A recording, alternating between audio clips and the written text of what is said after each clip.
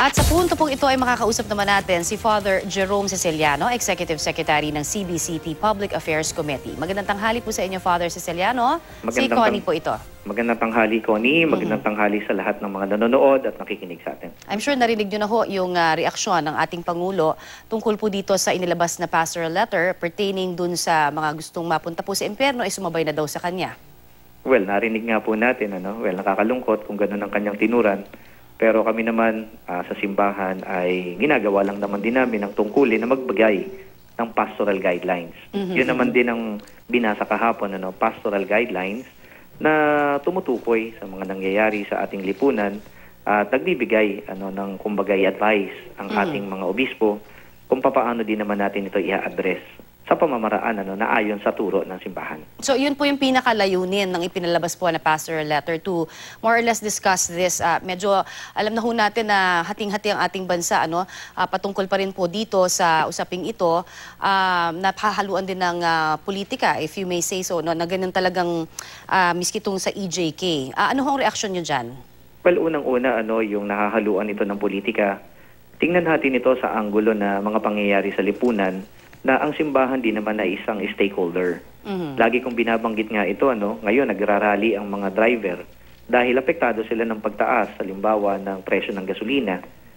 So sila ay nagsasalita, sila ay nagpapahayag ng kanilang hinaing sa pamamagitan ng pagrarally o di kaya ito na strike na ginawa nila. Ngayon kung merong mga nangyayaring patayan sa ating lipunan, may nangyayari na sa pananaw ng simbahan base sa kanyang katuruan ay hindi naman umaayon.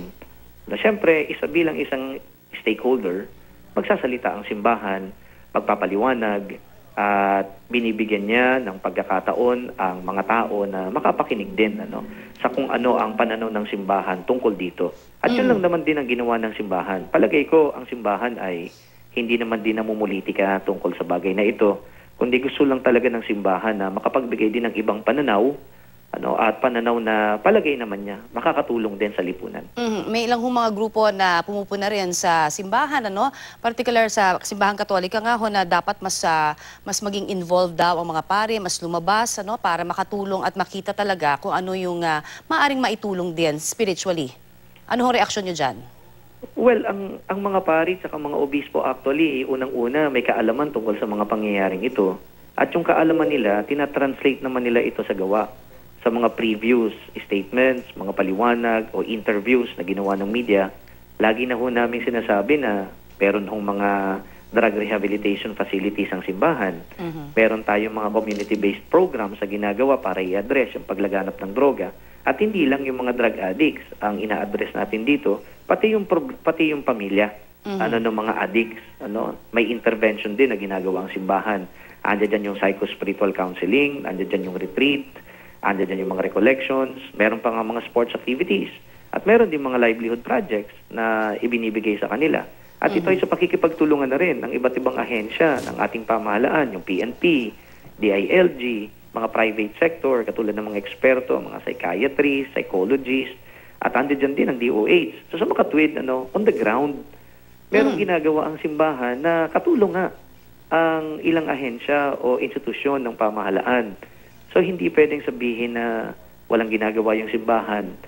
Meron namang involvement at merong konkreto na mga ipinapatupad. So most definitely with this development po na ipinahinto atong yung sinasabing Oplan Tukhang, ano ho ang naging reaksyon niyo naman dyan? Well, unang-una, yung kanilang layunin na linisin nila yung hanay ng kapulisan, that is a welcome development. And I don't think it's only the church who welcomes that. Palagay ko, pati naman ng ordinaryong mamamayan ay natutuwa na sana nga linisin muna yung hanay ng mga kapulisan na nagpapatupad sana sa pagsugpo sa problema ng droga. Ngayon, sana nga ito ay makita din na very sincere, makatotohanan, at makita din yung epekto na ginagawa nilang cleansing.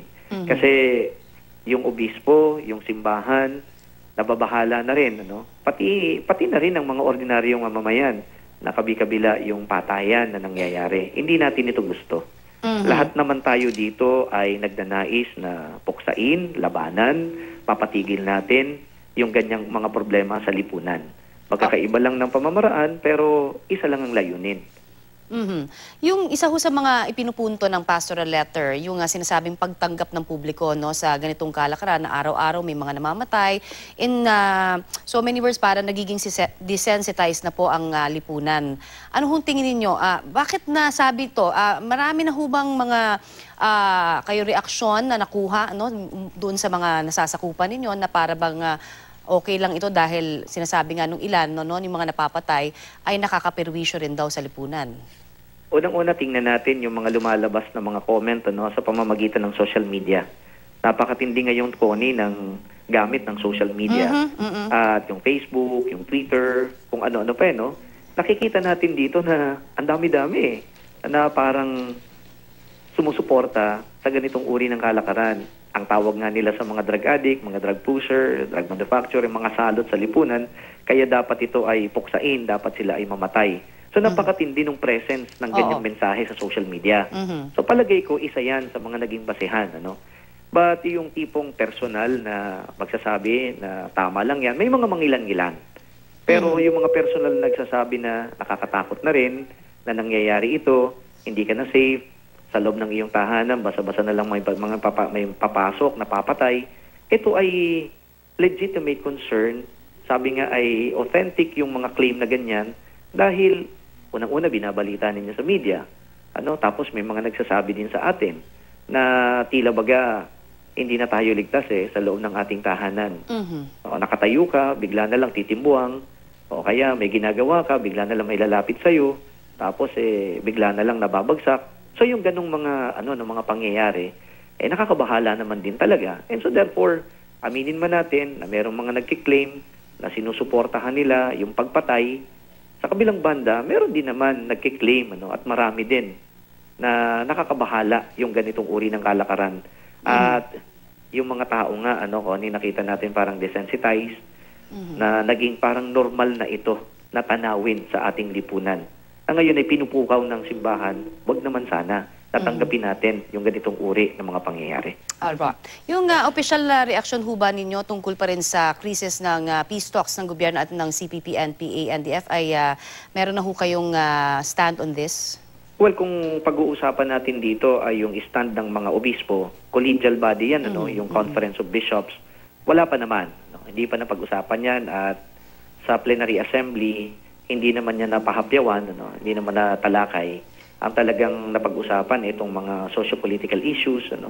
So palagay ko sa mga susunod na mga araw, baka yung Permanent Council baka magpalabas din ng statement tungkol dyan. Pero of course, bilang isang simbahan, nananawagan tayo na sana magkaroon nga talaga ng tunay na kapayapaan sa pagitan ng Estado, ng pamahalaan at ng mga rebelde.